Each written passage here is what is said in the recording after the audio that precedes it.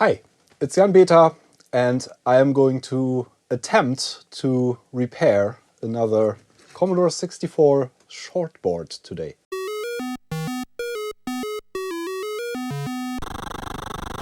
This is a Commodore 64 shortboard, assembly number 250469, that's the shortboards, and this is a revision B, which is quite interesting because it is the latest revision of the C64. And this particular one seems to be from late 1991. Commodore produced these until the demise of the company in 1994. So this is a relatively late Commodore 64 board. It was donated by Martin in January 2025. It is in unknown condition. All the chips are there. All the chips seem to be the original chips. According to the date codes, they range from the 45th week of 1991 to the 43rd week, 41st week, yeah, somewhere in between 40th week and 45th week this was made. So late 1991. And these shortboard revisions are all very, very similar. The revision B has one peculiarity, and that is that the color RAM, which was a separate chip on the previous shortboards, got integrated into this super PLA. And this is a super PLA, so to say. It has the color RAM in this chip as well as the logic that got implemented in this chip for the other revisions as well. So this is the PLA, much of the glue logic that the older revisions of the C64 boards had. And this revision also has the color RAM in this chip. I hope this is not a boring working board, but I don't think so. Martin just wrote me an email and said he didn't know in which condition this is. It is dusty, but upon visual inspection it seems like everything seems to be from factory. No mods to this or anything like that. No repair attempts. Maybe it just works, maybe it doesn't. We're going to see. I am going to remove the SID chip for my initial test because these have a tendency to break really quickly in case something's wrong with the voltage supply to this board. Yeah, I think I want to power this on and check the voltages, just do my regular C64 troubleshooting steps. But first of all, I guess we're just going to connect it to my screen here and see if it gives me any kind of signal, or if it just stays blank, which is the most common fault in C64s, as you probably know if you are watching my channel regularly. And if you watch my channel regularly, you probably know that I always say this: don't use the original Commodore power supplies, because if they are broken, which many of them are actually at this point, they just feed overvoltage on the 5-volt rail to the boards that goes through all the chips basically. Especially on these short boards, the chips are powered by the 5-volt rail directly from the power supply. And in case of overvoltage, which is the typical failure mode of the original power supplies, many chips are going to break pretty quickly. So you don't want to risk that. I use my self-made power supply, one of my self-made power supplies. I made a couple over the years, and basically all the self-made or aftermarket ones are better than the original ones regarding overvoltage protection. So we're going to use a known good power supply with this, and I hooked it up to my big screen here, and we're going to give it some juice and see what it does. Yeah, not much. We have a PAL, we have a sync on a PAL signal, so I suppose at least the clocks for the video output sync are there. This is a PAL system, but not much else. We just get a blank screen. So let us check some voltages just to see if everything arrives at the chips, if the chips are powered, and in order to see whether the voltages from the power supply actually reach the board and go through the whole board, I like to test them at the user port, which is this edge connector here. And you can see two gaps here, and on one of these there's 5 volts DC, and on the other one there's 9 volts AC. The 5 volts should be pretty much spot on 5 volts. The 9 volts AC usually is a bit higher, even from the original power supplies. And I know that on mine it's around 10 or 11 volts. So let's measure some voltages here. So this is our AC, this is our DC, I think. And that's 4.57, that's a bit low. And we have our AC, and that's 10.4. Yeah, that's what I would expect from my power supply. But something's getting really hot here. Yeah. Okay, I think I might accidentally already have found the fault. I have a RAM chip, this one here, that gets really hot. I touched that accidentally with my wrist here. This gets super hot. That's definitely toast. That's pretty obvious.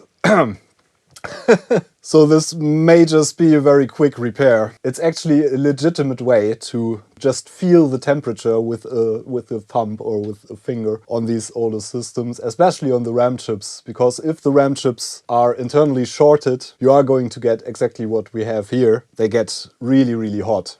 Sometimes if the RAM chips are just slightly broken, they don't get hot at all. You can basically determine with the temperature test, you can determine whether a chip is powered on at all. That means it gets a bit warm. Can usually feel it getting warm if it gets power at all. And if something gets really hot really quickly, that very likely means that the chip is internally shorted, which I think is the case with this RAM chip. And because this got so hot, I'm just going to call it a broken RAM chip at this point. If it is shorted, of course, that would also explain our too low 5-volt rail, because this is probably, if it's shorted, it's very low resistance and drawing a lot of current, and that is going to bring our voltage down slightly. This chip pretty clearly is broken, so I'm just going to desolder it and check the voltage again without the chip. Let me take a couple of seconds to thank the sponsor for this video, PCBWay, my favorite PCB manufacturing house. They also do CNC machining, 3D printing, sheet metal fabrication. They can populate your circuit boards for you. Their pricing is super reasonable, delivery is fast, and they are friendly people to work with. So I highly recommend checking out the link in the video description if you're interested. Back to our C64.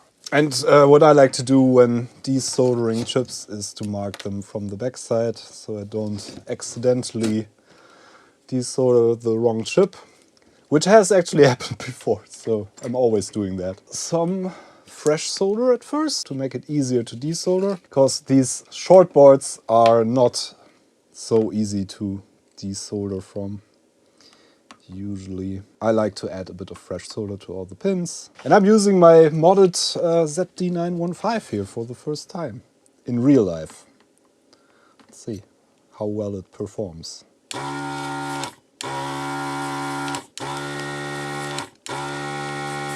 We have some pins that didn't desolder completely. I'm just going to add some new solder. Yeah, that one doesn't work too well. It's the ground connection. This one came out. Yeah, we got most of the pins freed here. I think what I want to do is to use some hot air from the top side while pulling on the chip slightly. Try if I can get it out in one piece without damaging any traces. Usually that works pretty well. If this got over voltage, maybe the other RAM chip is also broken. Might very well be. So I'm just heating this up slowly to melt the rest of the solder while pulling on it. And usually that yields pretty good results. Yeah, I think we got it out nicely there. So this is what it looks like now. I don't think we broke any traces, I hope. That's the backside. Yeah, it all looks reasonable to me.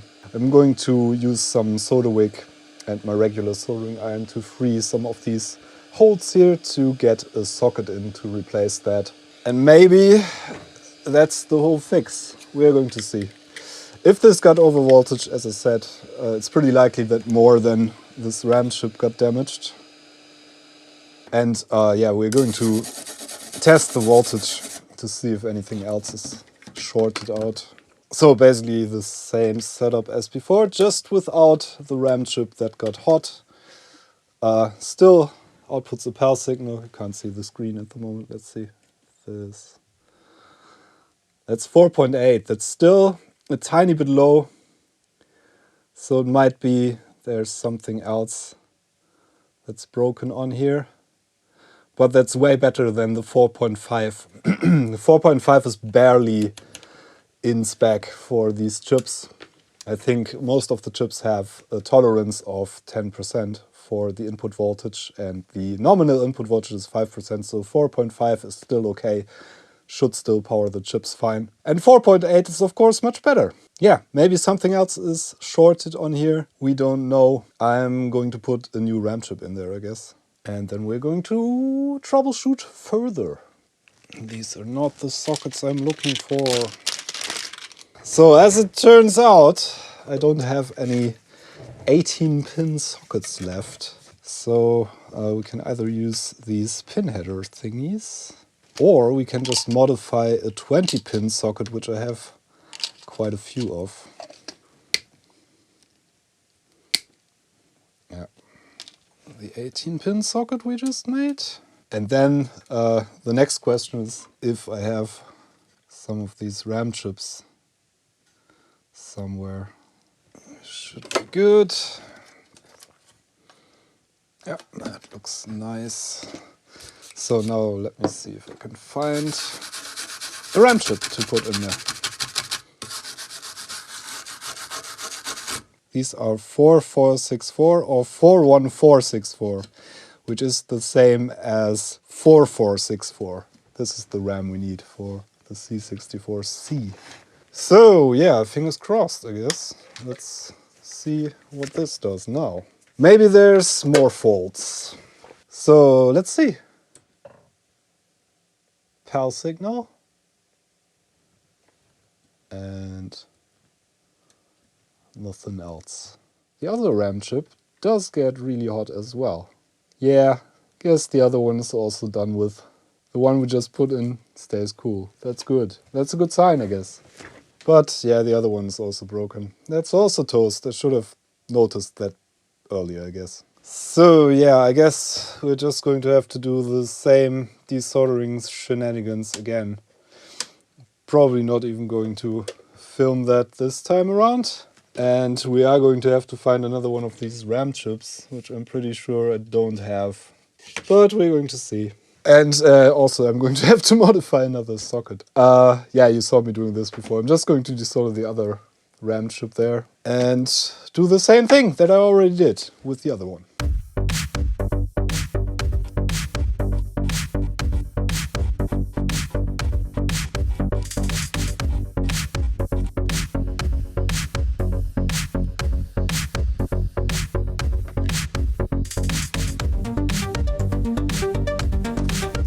Let's quickly check the voltage without that chip in there. Should be closer to 5 volts now. That's pretty much spot on, 5.0017 volts. So that's better. Suppose probably nothing is hilariously shorted on this. And we're going to have the opportunity to modify another socket here.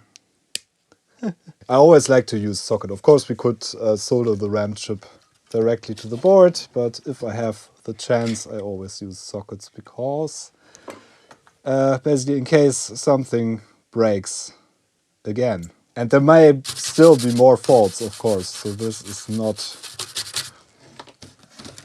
going to be the only thing that's wrong with this, probably, if it got over voltage at some point, which seems likely because the RAM chips tend to break first. If they get over voltage, even these newer ones, we're going to see. I found another stash of 41464 chips, so we can use these. So I seem to have at least 4 of these still. Let's see if one of those works. Try and get this in there nicely. There we go. No bent pins. 2 RAM chips replaced now. Let's see what this does now. Okay, fingers crossed this was the final fault. I have no idea. Could be a lot of things wrong with this still. Hell. Yeah, no. Nothing. So at least we got our RAM chips to not boil anymore. Let's see if we get anything from a test cartridge now. Probably not. Suspect there's something wrong with this, with the processor maybe. Let's see if our... Oh! We get 4 flashes from our dead test. Okay. That's interesting. Let's see what the DES test max, which is a more sophisticated RAM test. Let's see what that does. It shows me garbage. Okay, that's interesting. That means the dead test actually sees broken RAM, but I don't think the RAM is broken. Probably something else is wrong. I'm just going to put 2 RAM chips in here from my stash. As I said, I have 4. So 2 different ones here. Let's try that. But yeah, there may be a lot more faults with this if it indeed got damaged by a broken power supply. Which I suspect, it's kind of looks like it. Both RAM chips were completely roasted, which is likely if you have a bad power supply. No, it's completely exactly the same. And I bet the DES test max is not going to start up. Oh, it does! And then it crashes. Okay. It somewhat wants to start up. It did start up. But now it doesn't. So I guess it's time to get the oscilloscope out and do some probing.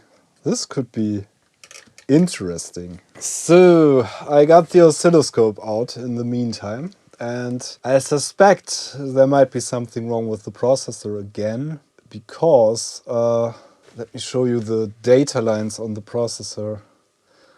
This is one of the data lines, another one. They are a bit low. That's nothing to worry too much about, I guess. But this one in particular looks pretty low. On some of them there's not much going on at all. It might still be a shorted ROM actually. But considering that the fact that the DAT test showed me bad RAM, and these are the address lines. This is how, basically how the data lines should look too. Nice, clear TTL levels, 5 volts, peak to peak. And some of these are differently shaped, of course, because there's all kinds of different speeds. But the address lines, there's an address line. These look shoddy, so too low most of the time. This is only 4.4 volts. So I think something, it may be that something is pulling these down. And this is only 3 volts peak to peak, so that's clearly too low. It might be just, yeah, and this is just noise basically. So the clocks are alright, I checked those. Seem to be nice and clear, but this clearly isn't what we would expect from a working C64. And given that these newer CPUs, the 8500s, are a relatively common fault, I am inclined to just desolder this chip here. It might be the ROM, which is this one. In these newer C64s, the kernel ROM and the basic ROM are actually combined in this chip. Just a larger ROM, basically, to replace the two 364 ROMs that are in the older ones. This is the processor, and the 8500 is basically a modernized version of the 6510, the classic one that was in the older Bradbin C64s, completely compatible with the 6510, just a more modern manufacturing process, as I said in previous videos, numerous times basically. And these 8500s, even though they are more modern in theory, they do break quite a lot more frequently than the original 6510s. For some reason, I don't know if they got something wrong in the manufacturing process, which would be typical Commodore style. But yeah, these are likely to fail in these short boards. I've had many of these that failed actually in the past. So my money is on this after looking at the scope and especially on the address lines, which were a giveaway for this being broken in one of my previous repairs that I did a couple of months ago. So yeah, let's do solder that chip, I guess. Mark this and add some fresh solder to all the pins. You know the drill. And the other signals, I probed around with the oscilloscope quite a bit, and the other signals all looked good enough, I guess. But the address lines looked wonky there. So that might very well be pointing to a bad CPU. Maybe it's just a bad kernel ROM. But the fact that the diagnostics don't start up, the dead test style diagnostics don't start up properly, and the fact that the original dead test showed me RAM fault kind of point in this direction. An educated guess, basically. Yeah, there can be a lot of things wrong with these, of course. And this is not necessarily really the fault or a fault. There may still be more things that are wrong with this, of course.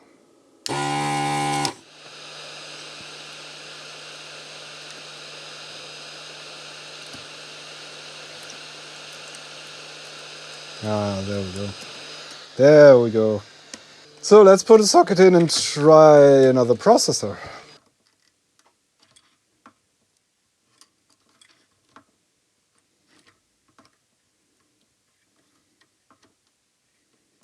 It does look alright. Just cleaning my flux.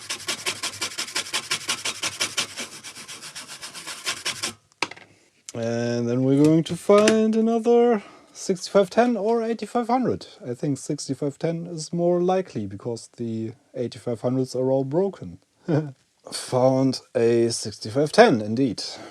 It says OK on the label, which just means that at one point in history this was OK, and I wrote that on there. So let's stick this in and try again. We're going to see. Maybe it just works now with the new CPU. Fingers crossed. Nope. Nothing. So maybe the CPU is alright.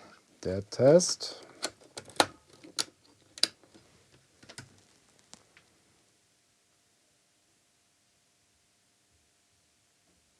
Yeah, we still get 4 flashes, the exact same. And if the CPU really was broken, this probably wouldn't happen at all. Yeah, I am now probing the data lines on the kernel and basic ROM. This is data line 3 and that doesn't look good. This is data line 4, which is just a blur. And this is data line 5, which is also not looking too great. Data line 6, data line 7, and the ROMs are the other thing that fails if something gets over voltage actually. The processor seems to work fine, the one I put in there. It's just our funky data lines. The lines where there's the actual data transported, and the kernel ROM of course should be active all the time on those, and that is actually copied to RAM. And the address lines look good, so these are the ones issued by the CPU. Yeah, my money now is on the kernel and basic ROM. So more desoldering, resoldering, and fun stuff like that. Or at least I should have a replacement for that ROM. I think I have one EEPROM that I can put in there as well. And desoldering the kernel is also useful for putting a kernel switch in here or something like that in the future.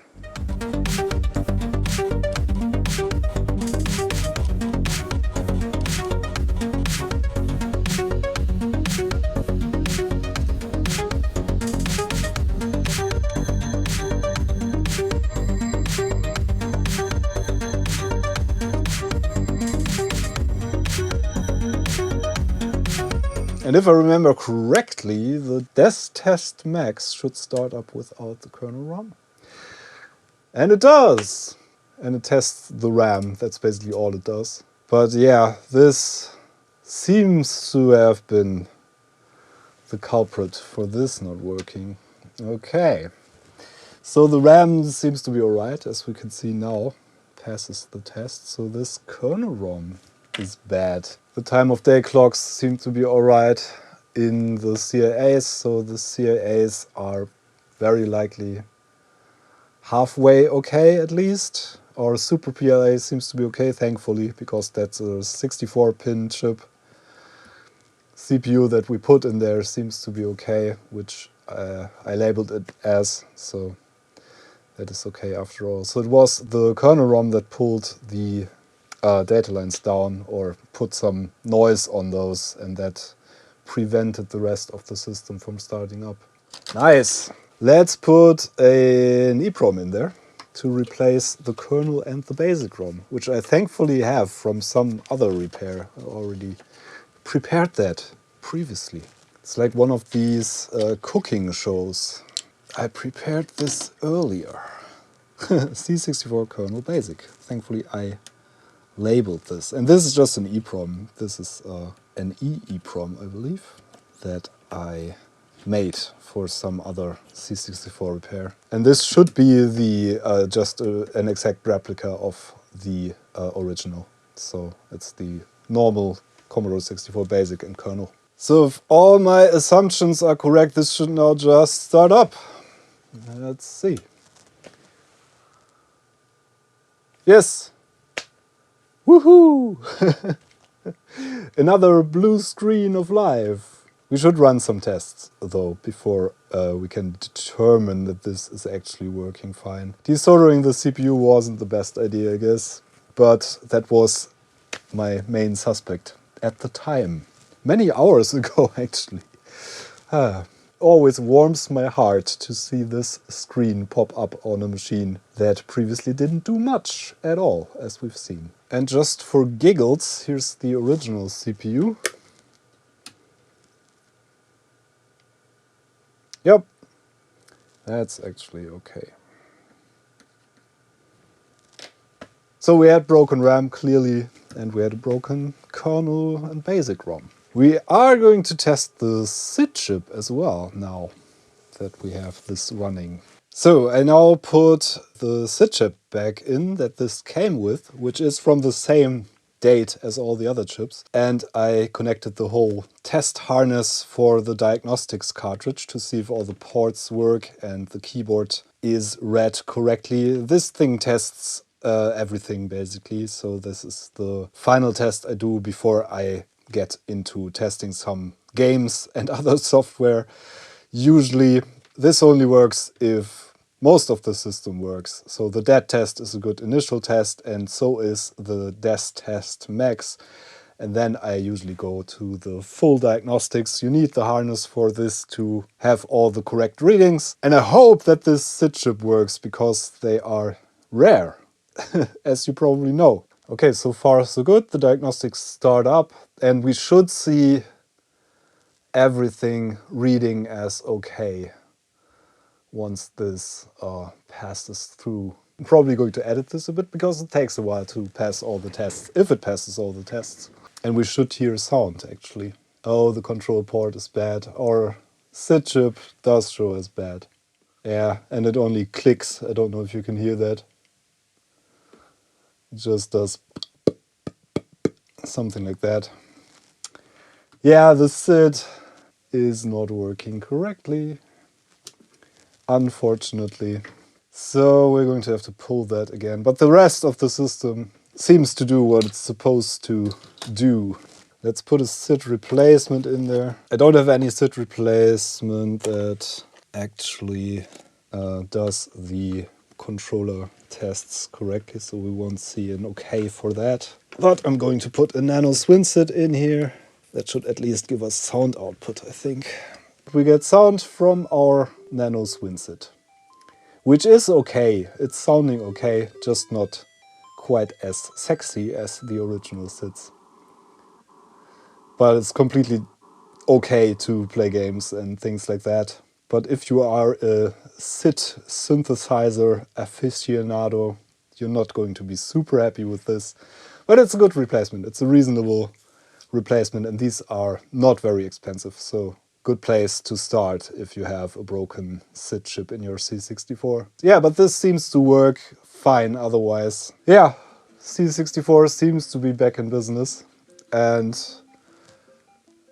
everything seems to work fine. I played some games from my Kung Fu Flash here. So another one back in business.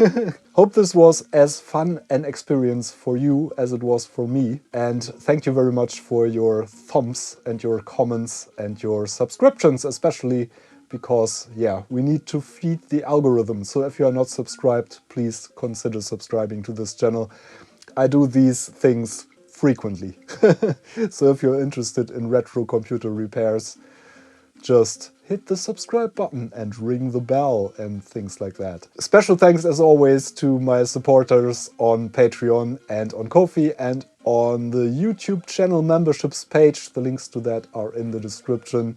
And without you, these things wouldn't be possible. Extra special thanks to Martin who sent this to me. Even if it was a bit of a head scratcher, it was fun to fix this as usual, at least for me. So I guess that's it. Thanks for watching. I'm Jan Beta. See you next time. Bye.